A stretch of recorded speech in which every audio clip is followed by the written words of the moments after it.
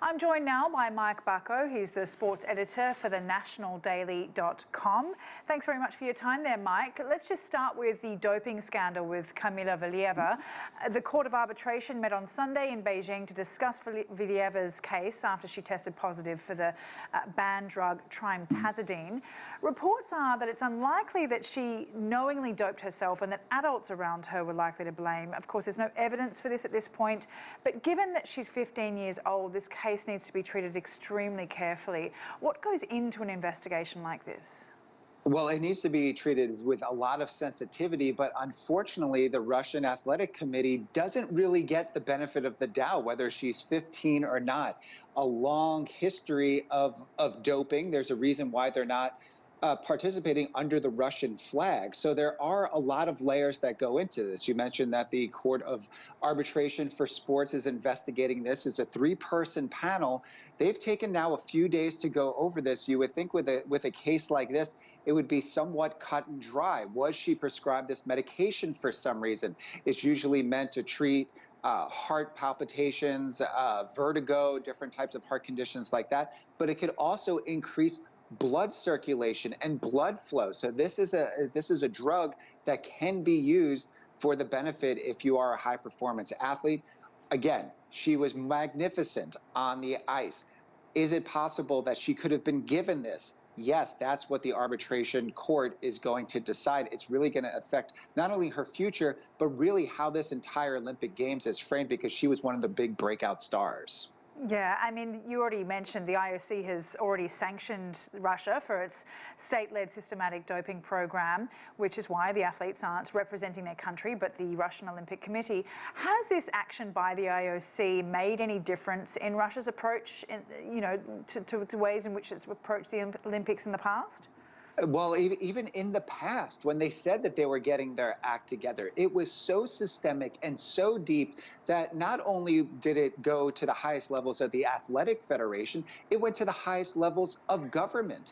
They were sanctioning the labs to not only destroy evidence, but to put in test results that would allow athletes to go on. So really, all bets are off. I think even what was found to be true is probably just skimming the surface of how far back and how many athletes and how long this has gone on for. Obviously, the IOC putting these punitive measures, not letting them play under the Russian flag, you would have thought that the athletes that were allowed to play, both on the Summer Olympics and on the Winter Olympics side of things, had some level of truth or some level of ability to prove that they were clean, and for the most part they were. But now this athlete, Kamila, is really, the spotlight is shining bright on what they've done in the past and really not giving them the benefit of the doubt now. And old habits die hard, I guess.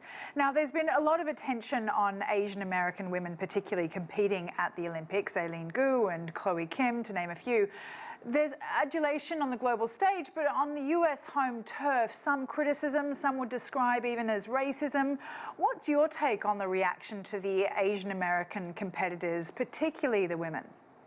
It's really difficult to gauge the negative backlash, because a lot of that negative backlash comes in the social media world, and of course sometimes it's the loudest voices that get the most attention. But when you just think about the global superstar that Chloe Kim has become from her Olympic triumphs and from her triumphs on the national championship stage, she is one of the big, bright female stars, not only in the US, but the entire world. She has been embraced since she was a teenager. And I think Ayhan, the same thing with her, even though her background is slightly different in terms of participating under her mother's Chinese flag. But again, when she comes back and we return to normalcy, let's say, and there's a post-Olympic career for her, she's going to have a very profitable career as an endorser. When you do want to find these stories that come out of the Olympics, that's really the goal of a lot of these Olympic athletes. Win gold, participate, fulfill a lifelong dream, but then there is the afterlife of the Olympics, and that afterlife often involves sponsorships and deals and millions of dollars on the line. And that is the glamorous tag they add, I suppose. Thank you so much for your insight there, Mike. Mike Bako, the sports editor of the dailynational.com. My pleasure. Thank you.